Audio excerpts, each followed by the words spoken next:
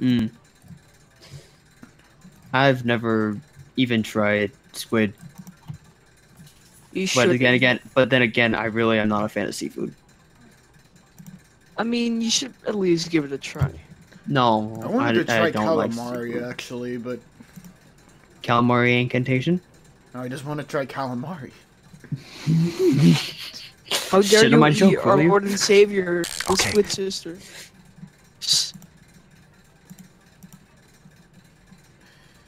But I was told if I ever want to take a trip to Japan, don't eat the fish. Why not? Because you could easily get food poisoning from it. Like there's a lot Oh, of that's just lovely. yeah, What? there's like a bunch of bacteria and stuff in the fish.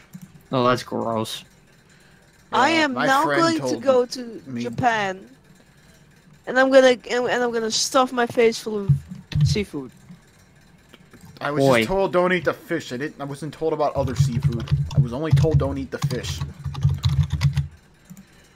Okay, so I'm just gonna eat some puffer fish from some sketchy places. You should. Link. I would be afraid to eat puffer fish actually. You should like Link. what? Just stop. I'm- Just stop.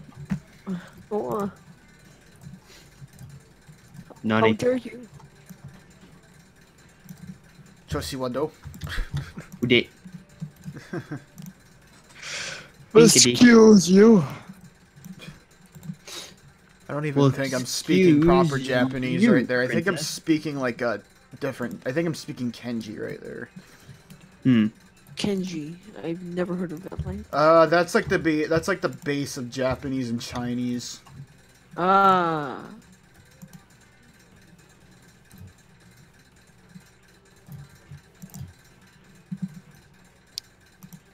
Like Japanese, the Japanese alphabet just confusion me.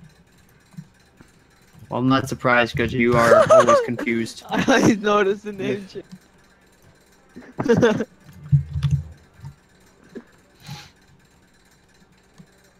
Wait, who did that? Who changed it?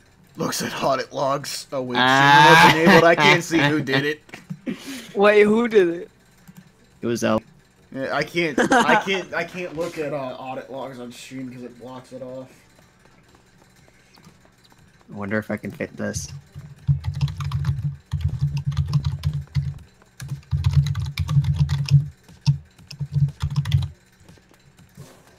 Yes, I can. Like the confusion boy. It's true though. Oh shh! I fucked up my input. God damn it! I'm trying to turn the volume up on my TV, and then I ended up changing inputs on my TV. I am confusion. Donald Duck, where do you come from? Oh shit.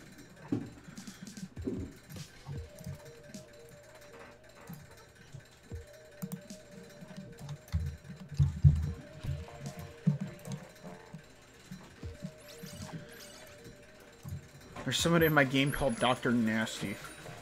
And there's someone in here named Splat Queen.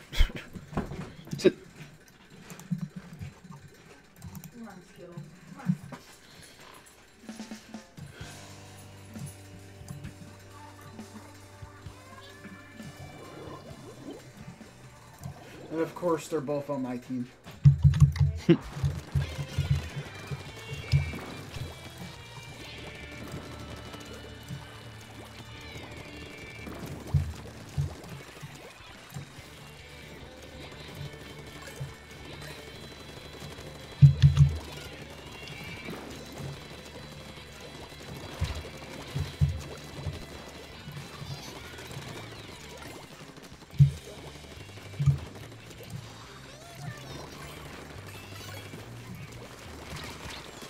Oh, jeez. Here's what my Link show is confusion. Somebody's I am name. confusion. Somebody's name is just Player One. That- I mean, I think I have someone named Player One on my server, but that's not the Player One that I know. Wait, So then, Link, what is your final form then? If Link the Confusion Elf Boy isn't your final form, then what is your final form? Zelda the Confusion Elf. That legit makes no sense. No. Sorry. Zelda the Confusion Elf Girl. And if anything he could have did, this guy had one job and yet he missed the shot. So much like Link, okay. Oh! I am very offensive. I'm playing Clam Blitz at the moment. Ah. The guy missed his throw. How dare he? How dare He he? could have gotten a bunch of points for us, Alright. but he missed his throw. Yeah, Was a gamer. I'm bored. Yeah. gamer, elite gamer 50. I guess because I'm taking a break from schoolwork, I'm not really having much to do nowadays.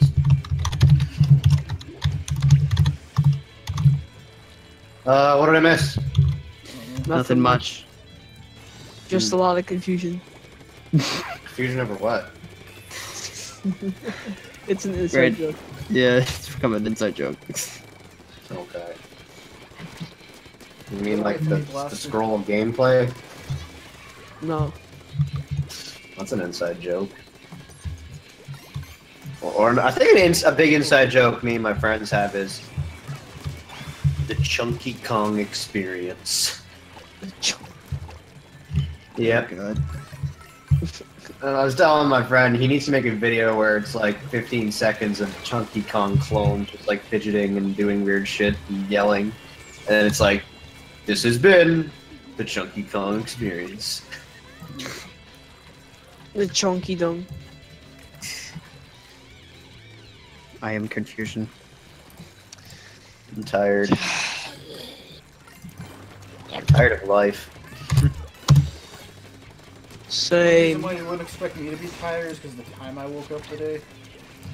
Time did you wake up? 4 o'clock. Oh, well, I thought sleeping till noon was bad for me. But I slept until noon and then I fell back asleep. My brother stayed up how to late 7 do you stay up, man? I was up until 4 a.m. last night. Last time my brother stayed up to like 7 a.m. Oh, yeah. He woke up I did 11 that a p.m. couple months ago when I didn't have my sleep pills. I couldn't fall asleep. Yeah, you should probably take like melatonin or something that's so you what I can do knock take. yourself out That's what I do take. and get your sleep schedule back proper. I mean, I'm planning on working a night shift though, so. Yeah. night shift for what? Stalking or something. I'm hoping to get a job where like I don't have to deal with really that many people. Hoping like I kind of want a job too, but I'm like in one of the worst fucking cities in Canada to get a job in. Well, I'm possibly looking if I want to get a job where like a store's closed. While I'm stalking, I'm looking at Target. No, your country doesn't have them anymore. Yeah, well, you know, my dad's trying to bother me to get a job, but I'm like, I'm trying, I'm putting my resume fucking everywhere. They won't hire me because I'm a white, heterosexual, cis male. I don't know. Or whatever the hell the reason is. They don't tell you, they don't respond, they don't say anything. It's just like, if you're not a refugee, they won't hire you. That's how Toronto works. This is like the most fucking biased city in the world. Because I don't think its understanding of multicultural is very good. Let's just put it at that. There's like nothing you can do about it either. The mayors, the politicians are just utter buffoons. They haven't made any goddamn efforts to like... They haven't made any effort to make Toronto like have something distinct about itself. I don't know, I'm going on a tangent, aren't I?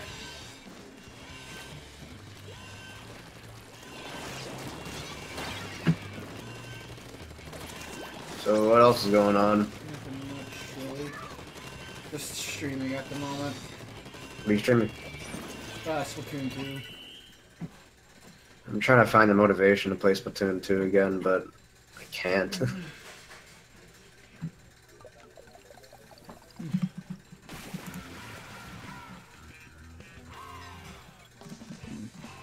Everybody's left to go to the other VC because there's another person streaming at the moment. I'll let him do what he's doing though. I don't know, I'm in a strange mood tonight. It's just like, why the fuck am I still in Toronto? Yeah. I mean, Where are you at? I live near the Chicago, like near Chicago. I live in Indiana. I think Chicago is pretty culturalist too. Like, Literally, all the crime is starting to come over from there to here. Everybody's flocking out of Illinois just to come where I live, because it's like literally the tax rate is much cheaper down here. Cook County, which borders me in Illinois, their tax per stuff is 9%. And literally, every neighborhood of Toronto is slowly getting captured by libtards. Like, there's freaking propaganda posters on the telephone poles everywhere, like telling people to punch Nazis and shit like this. This is getting out of hand. Well, we don't have that issue. We just have issue with gun crime. You know what? I'd rather deal with guns than fucking libtards. I'll tell you that now, because you know, as long as I'm still alive at the end of the day, I can breathe. I can breathe safely, knowing that there's not going to be someone on the internet trying to defile me or defame me or capture me on camera or shit like that. Yeah. Can't escape it these days. This is part of why I hate smartphones. Yeah, but I mean, my school has like kind of stopped caring with the smartphone issue. Like they're like, if you're on your phone, then you're on your phone. We're really not going to do anything about it. Probably because they'd rather make you learn the discipline of it yourself, I guess. Yeah, they're starting to. Plus, they gave us iPads this year, so. And I really shudder to imagine what school's like nowadays, because honest to God, oh, we just switched to that new one-on-one learning crap at my school. To me, school is like Vietnam.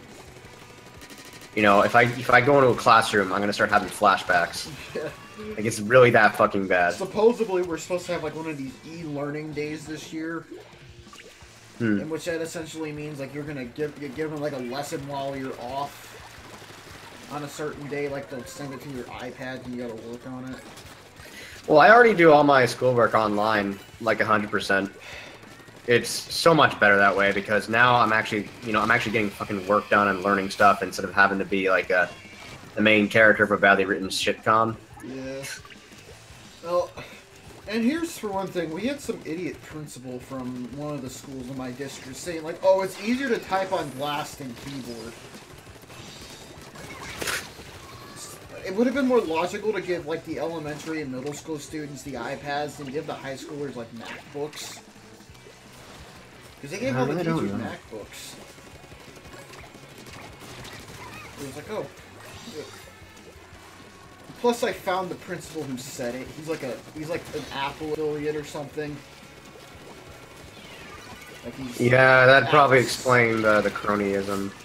Yeah, he's a certified Apple technician working at an elementary school. There's a reason why I'm using companies like Google and Apple as the basis for the villains of a sci-fi project of mine. Cool. Like I'm making a sci-fi where all the good guys are like based off what people thought the future would look like, and all the bad guys are based off what today is actually like. Yeah. So like the villains want to take over the solar system by like basically turning everyone into mindless puppets of smartphone products. Yeah. I think if any kid grows to like it, it'd give them a pretty good warning. You think so? Yeah, I've tried to go into game development, but I can't sprite for shit. I can't either, man. But at least I can draw and design characters. Yeah, because I mean, I have ideas in my head for something, but I can't. What kind of ideas? I'm really good at getting ideas down. What would you? I could help you. Well, I'm currently working on a story. Essentially, it's supposed to be an alternative outcome to like how One Dimension had something happen. Like my story. Like there's like an A through Z dimension theory that I have for my storyline, and essentially, in the X dimension, the evil character ended up taking over most of the world and created some. I hate to break it to you, but writing like alternate continuity like that can be a very. I wasn't trying to very go difficult. through all single universes. I was only going through a few of them. I know, but it's a bit of an anime cliche. Like they say, time travel and interdimensional travel can be kind of hard to write for. I mean, Yeah. something like the Ultra Beasts kind of works because, like, we don't really care what's in the Ultra Beast dimension. It's just they're freaking dangerous. They come from there, but it's not like. It's like their dimension would be so much freaking different from ours, so we don't need to know about it. But if you're like in a universe where like, what if you were never born? Like that's just kind of. It wasn't like what if you were never born? Like. No. I get that, but I'm just giving you a heads up because it's a very hard thing to write for. Yeah, I'm only 3 chapters in at the moment. I see. I almost had chapter 3 done, and then my teacher yelled at me when I was typing it. So, well, I think first you might want to decide like how the game is going to be played. It wasn't really like I wasn't really trying to go into a game at this point. It was more supposed to be like a story that possibly turns into a game at some point. I see. What kind of ideas do you have?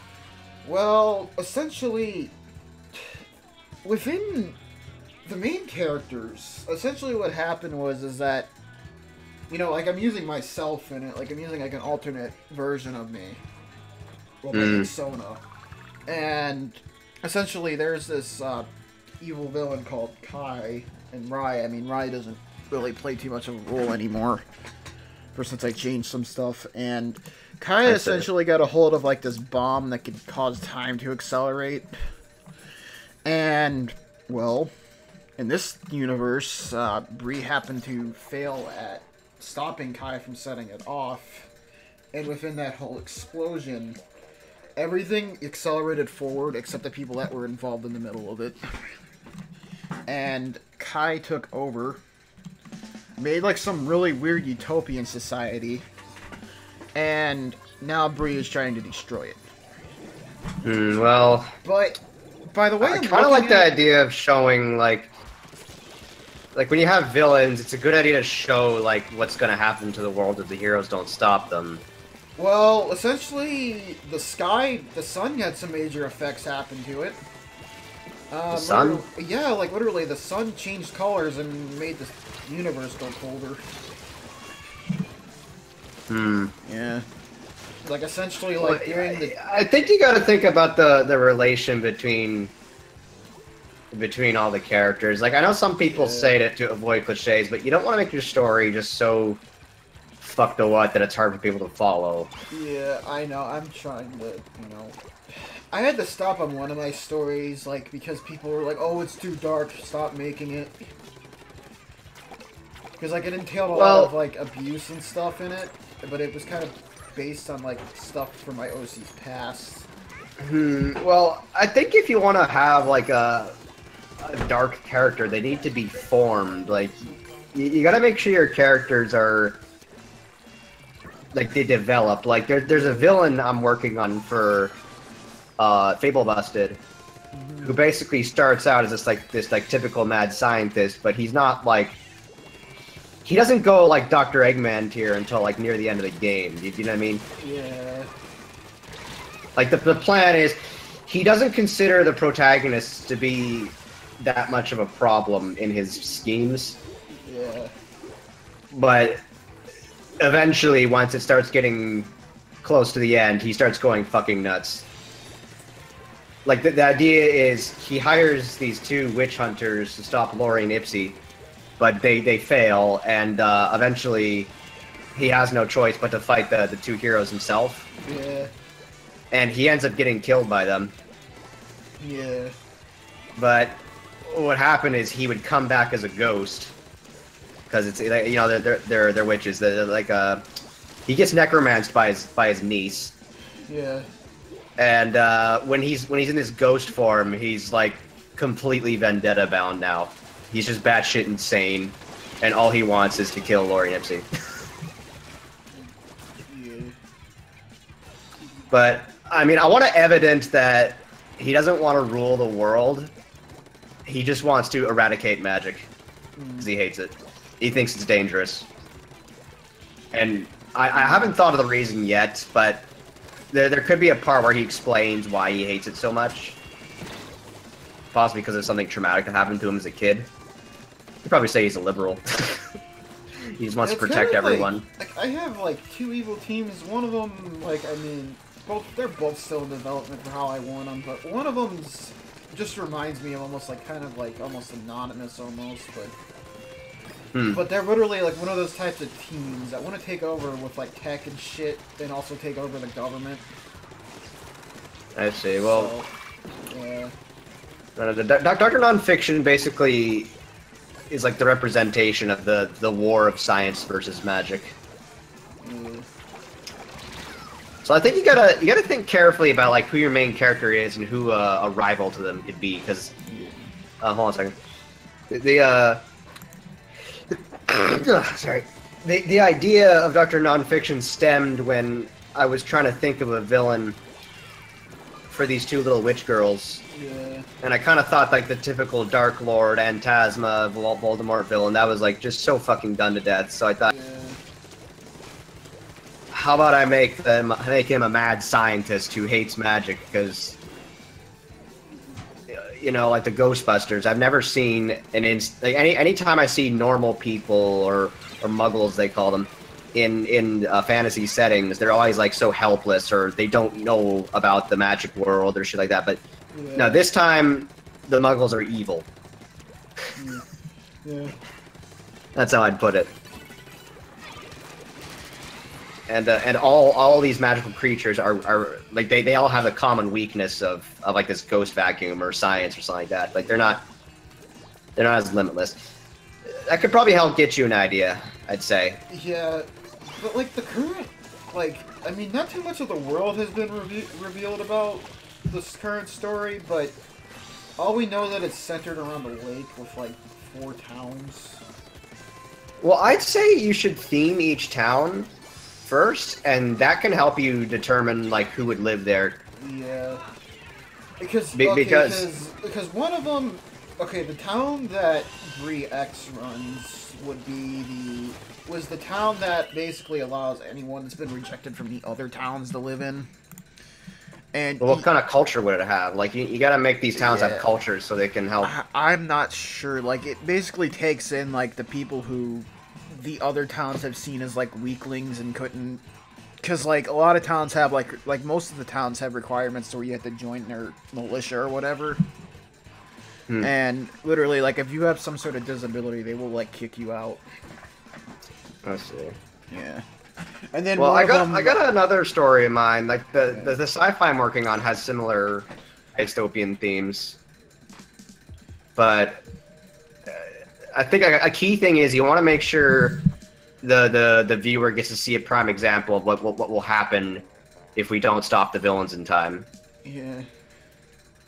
So if you have like multiple worlds or like planets, like in my one, their future, the villains already have an entire planet under their control, where it's basically 1984. Yeah, I mean, here's the thing: they've taken a lot of places over. It's just that lake they haven't been able to take over because their defense is too strong. But yet the defense is too strong to try to destroy the utopia that's going on. I see. Well, by utopia, you mean kind of like a totalitarian state? Yeah, I mean, so okay, the leader is of the town is part Japanese, half American. Like she can be like probably a really strict bitch at times. And you have to all. Well, I personally like to avoid using characters from real world locations or just real world locations as a whole. Well, I mean, she's not really determined to be from really anywhere. It just, yeah. I'm not the best at story writing. Like I've only struggled with writing stuff since I was young. Well, I could really help you get. I could really help you. Trust me. I know. I might sound like I'm bashing the shit out of your stuff, but trust me, this happened to me earlier in life. Oh, actually, well, no one told it to me, but I just slowly realized my stuff was shit, and over years, I just finally got it, going in the right direction. Yeah, I mean, my English grade is better than anybody else in my class this semester, so... Hmm. What was I thinking of? Yeah, hello, Aiden. I see that you're in the chat. Well, I could probably tell you a bit of the story of their future. It could help give you the idea on what to do with your story. Because, I mean, the story of what you're playing so far, it sounds a bit similar to what I got planned for their future. Yeah. So the story of their future is, there's these planets, like Anya is one of them. And that planet is completely under control by this, like, fat-ass pig lady named Lord Belargola, who's basically a social justice warrior. Yeah. And she sits in, like, a fucking hover chair, and she doesn't ever get out of it. Yeah. But, no, she has a supercomputer called Arceus. I think it stands for Robotic Chief Executive Omnipresent Surveyor. So he's Big Brother. Yeah. So all the homes on Anya are installed with cameras, and people's smartphones, they track everything that they do. And she has an army of smart bots, which are, smartphone robots that basically go around playing fraudulent ads for microtransaction products. Yeah. No, Arceus is basically, he's Google. Like, the thing about the smart bots is that they're all controlled remotely by him. Like, if this supercomputer were to be destroyed, then every single smart bot in the Tanaboa system would just shut down. Kind of remind about a supercomputer. Like, there was like this series I followed on YouTube. It's called like the Logic series or whatever. Mm-hmm. It was essentially about how this one. I mean, it's like one of those, like, you never heard of those emergency alert videos or whatever. Don't really know. Oh no, they're okay. Well, like, I don't. Well, your country has alert ready, so you probably wouldn't know what emergency alert system is.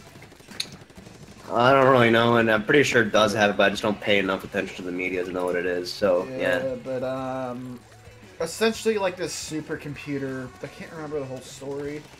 I hope the guy doesn't. I don't think this guy knows in my channel, but like, essentially, like, this supercomputer was built by this scientist that was presumed dead, and essentially, it started hacking cell phones and stuff, and taking the signals offline.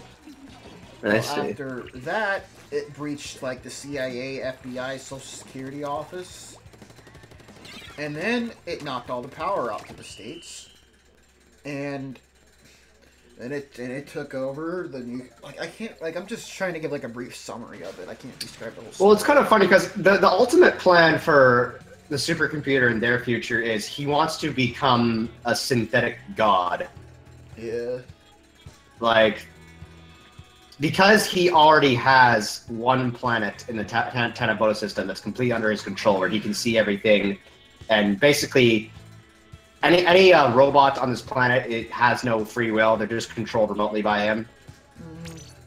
And yeah, everyone who lives there is basically glued to their smartphone and only taking dumb selfies every 2 seconds. And he's basically trying to experiment on these people and research what manipulates them the most easily, so he can basically put puppet strings on them. Because, I mean, quite frankly, most insane robots would hate organic beings, but he can't get rid of them. So yeah, that's basically his goal. He wants to basically put puppet strings on humans. And so there's several other planets in the Tanaboa system. There's Okekai, Kokopelli, there's Hamlet, although that one's just lifeless, and then Soriske is another one, I think. And then there's Giermek, which is the moon of Anya, which is where, like, exiles get sent. And they have, like, a space station where they observe everyone, and basically they're trying to modify the space station so they can fire, like, a laser beam at any city that basically speaks up against them. But Though the other planets, though, haven't yet been captured by this government.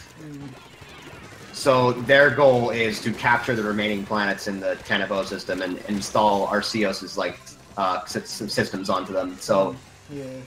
they can all become like 1984ville Airstrip 1. Yeah. Yeah, I had to read that book just to get some inspiration. It's pretty like they're gonna talk about Room 101. You know that is? No. See, I don't read too many books anymore. Well, neither do I, but Room 101 is basically where they take defectors, like sometimes of the military or sometimes of the police, but any sort of citizen who defects or continuously breaks the law. What they would do is they basically torture them, like medieval Chinese water torture, until they change, or they give them lobotomies. Like they have the thought police. Like there's a guy in 1984 who gets arrested because he talks about how he hates Big Brother in his sleep. Oh. Like they want to make sure your mind is pure. There's nothing in your, but you know, actually that's humanly impossible. But you know what I mean, right? Yeah. They really are just that fucked up. They have like their motto, which was I think war is peace, freedom is slavery, ignorance is strength. So the idea on Anya is that they want to keep all the citizens like a certain level of stupid, so they don't become aware of the schemes or how fraudulent these like smartphone ads are. Yeah. But what eventually happens is Lord Bellurgla has a gang called the Justice and Safety Council. Yeah. You like that name, right? Yeah. No, they're basically a gang of super, like, quote-unquote superheroes. But, like, they used to be like the Justice League, but they've gone completely insane. They got completely corrupt. Yeah. And, you know, they have, like, they have 4 members who are, I think they have Trigger, the Hedgehog, DJ Killax, Leaker Squeaker 42, and Phil Lai, the disproven scientist. Now they're based off like Sonic OCs, Skrillex, and you know, like Call of Duty Let's Players and Bill Nye the Science Guy. So what happens is Lord Bellurgla wants a new recruit for the Justice and Safety Council, but because she's just so fucking biased and guilty of everything she hates and claims to not be, she basically hates any race throughout this entire solar system. So like, they bring up all these recruits, but they don't. Like, she just hates them because she doesn't. She's so biased. She's so I guess you could say racist. You know what I mean? Yeah. That's kind of based on like how most of these anti-racist patrol people are like probably some of the most racist people you ever meet in your life. Yeah. Yeah, it's that weird. No, but like with the 4 communities things in like, you know, Eastlake, which is the town that accepts everyone, like it's kind of you ever read this series called The Giver? Just wondering. Yes, I did actually. You remember in Messenger, like literally this is what I'm referencing it off of, like literally like when they were like rejected from their communities, people would come to village and they would like accept them. That's kind of where I got that idea from. So I see. Well, I'd say anything that isn't Anya, like in a Tanabota system, that's mostly it's mostly bandits. But they're not exactly bad bandits. Like, I mean, yeah, they're thieves.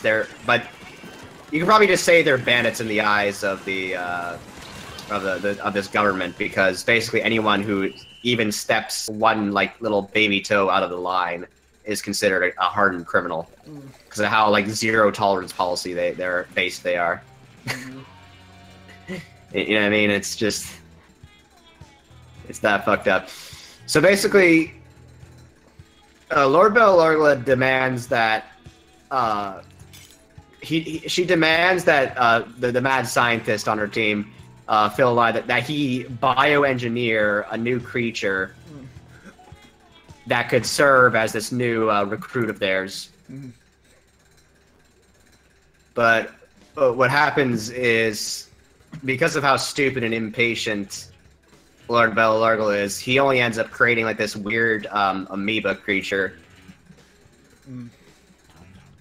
And this amoeba creature basically, although seemingly not very bright, they try teaching it how to attack people and how to like who its targets are, but it just keeps resilient against them. Like it gets scared whenever they talk about, like, you know, doing stuff that would be considered criminally insane, which is what they're guilty of all the time.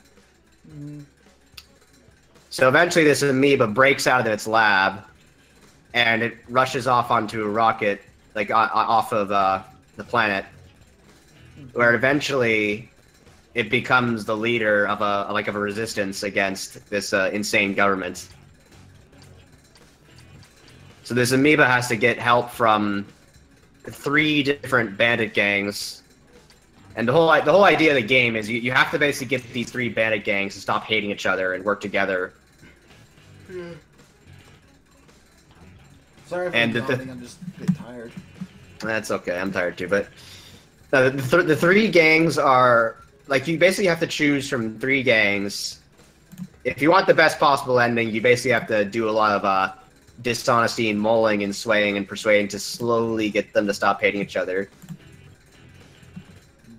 And they're basically your army to overthrow this corrupt government.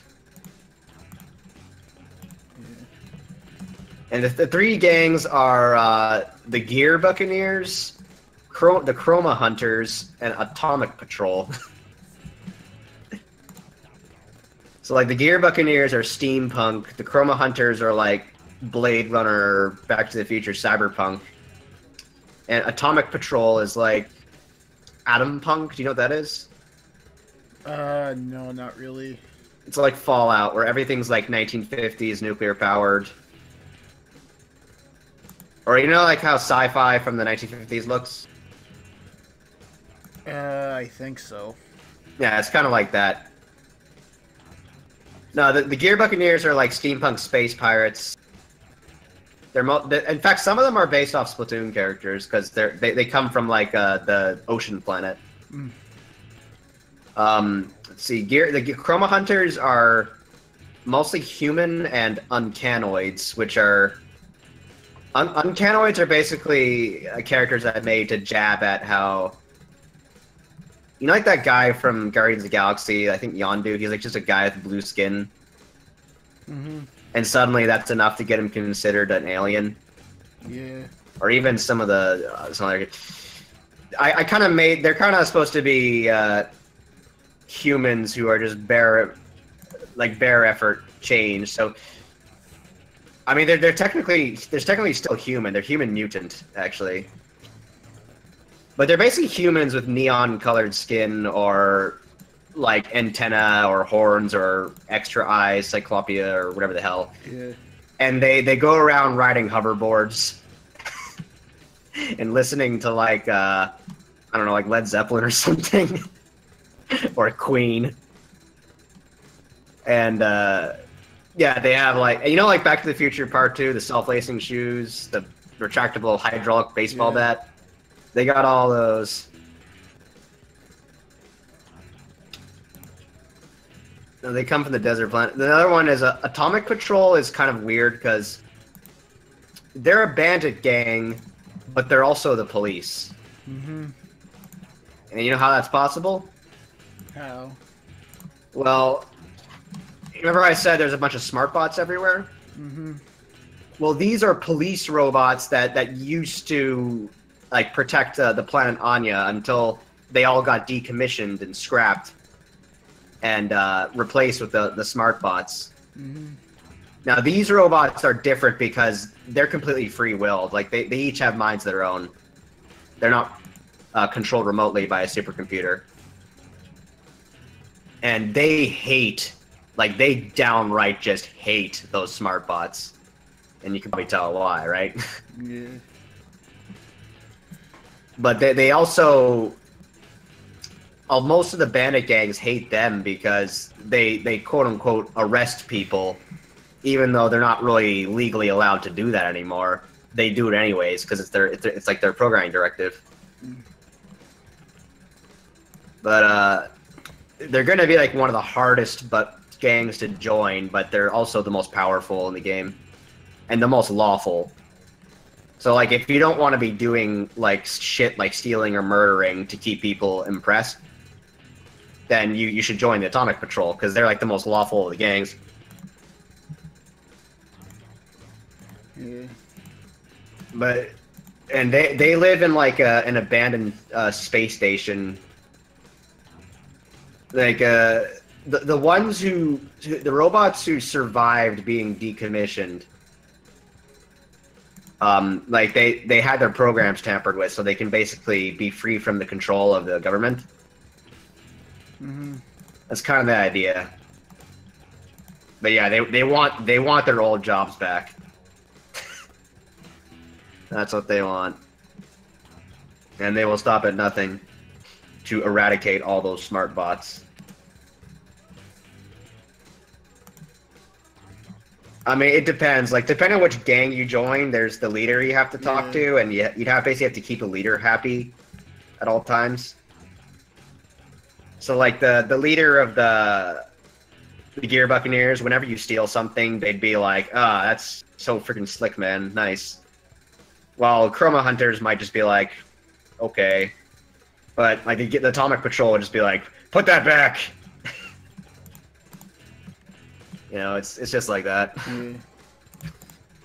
No, that's all I got so far. What does it make you think of? It sounds good so far. Well, that's kind of how you get a story going. You gotta make sure your heroes, like, have to work so damn hard to topple a giant.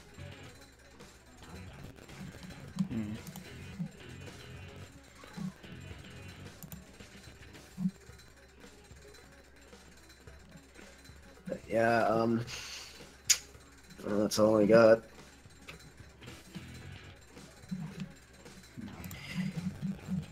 But no, like, another thing too I'm planning is, you know how most sci-fi, they're usually on board, like, spaceships the whole freaking time?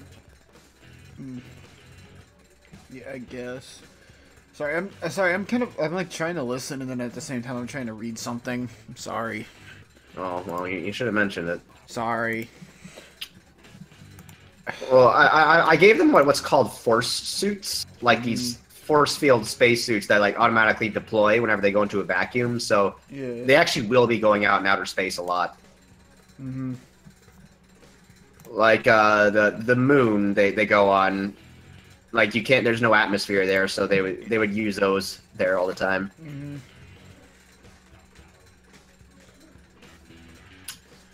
Yeah. No, yeah, like.